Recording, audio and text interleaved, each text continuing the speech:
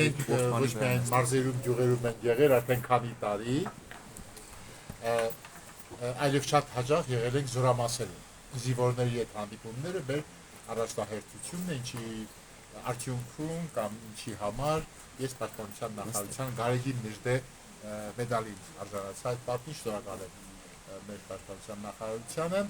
եւ մի անգամ զինվորների հետ հանդիպման ժամանակ էլի հայրենասիրական բանաստեղծություններ ենք հնչեցնում, բայց ես ասի սրտի հետ խոսեմ մեր զինվորների, ասի տղերք, ինչի մասին կուզեք լսել, ասացին սիրո մասին, պարոն Աբելյան, եւ ես պիտի խնդրեմ Սուսաննա, եթե կարողանաս գտնել հրեշտակը։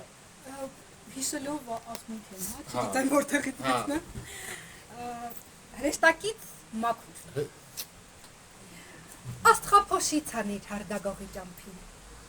Խորտակված երազով կնոջ սիրտը ետար, նա տվել է քամուն, բաշխել է աստղերին, մնացել է մենակ եւ հոգին է տկար, խինդ բեր պաղորերում անարևում ռայլ, որ մթին է այնպես, ասես չի լուսացել, լուսնի մրթից կախվել ու ոռնում է մի գայլ, այդ մենավոր կինը երբեք չի հարսնացել, ջերմականություններ բեր, ջերմակ շորեր, թող շղարշե մարմնին, իջնի ձյունը ջերմակ, գրկիր նրան այնպես, ասես բաց չես թողել, ու թող զգա իրեն հրեշտակից մաքուր։ Իրենիներ, ես կարծում եմ սերնել եմ մաքրում, իհարկե իմ կարծիքով սերնել եմ մաքրում, դրա համար կարող ենք ասել, չէ, Տեր Հայրյան հրեշտակից մաքուր, մի փոքր աշխարհիկ է հնչում, բայց իրականում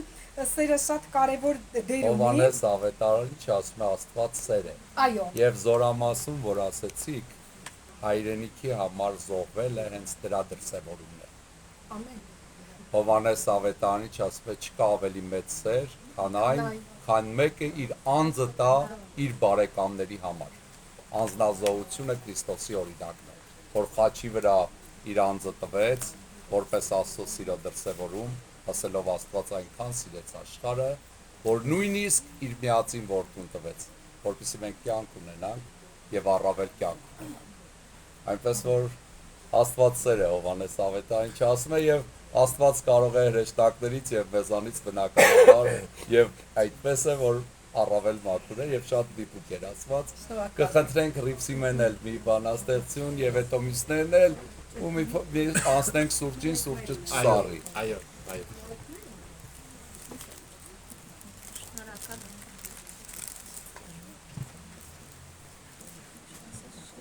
Տիկին Լենան իր գրքերից ձեզ կնվիրի, չէ՞, նաև Տիկին Լենանը ունեք ձեր մոտ ձեր գրքերից։ Հիմա մոտս չունեմ, ես ընդհանրապես չունեմ մնացած գրքերից, ասած։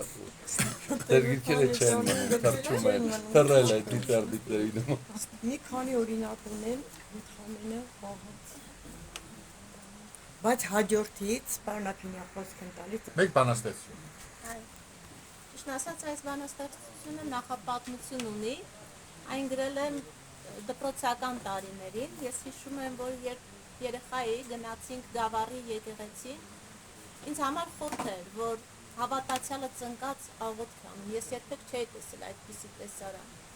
Եկեղեցում մի ծերկին ծնկած աղոթք էր անում, ես ուշադիր նայեցի նրան եւ ակամայից իմ այդ երեխա հասակում անգամ ես ասեցի Երանի նրան։ Եվ այդպես ծնվեց իմ այս բանաստեղծությունը։ Երանի այս պարավին։ Երանի այս պարավին։ Ծերը դժգույն, ջերմակած, չի ժպտում նա սիրանազ։ Երանի այս պարավին։ Չի կարող նա տակավին երգել զուլալ ու զվար, քայլել ուղիղ ու հպարտ։ Երանի այս պարավին։ Չունի ոչինչ, ոչինչ, բայց եւ ունի ամեն ինչ։ Ձերքը կրծքին լուսաջինչ, սրտում աղոթք նա ունի։ Ծնկել է ու խոնարհված, Աստվածամայր է կանչում։ Երեսնից խաղաղված, մոմի պես է ճաճանչում։ Չունի հմայք, ոչ էլ գանձ եւ ոչ փառքը գիտունի։ Աշխարհում այս անաստված միայն Աստված նա ունի։ Երանի այս պարավին։ Շնորհակալություն։ Տեր վրթարացրեց մի խնդրանք ունեմ։ Առանց- Մեկ րոպե մի հատ ամփոփիչ խոսք ասեք ձեր տպավորությունները այստեղից։ Ես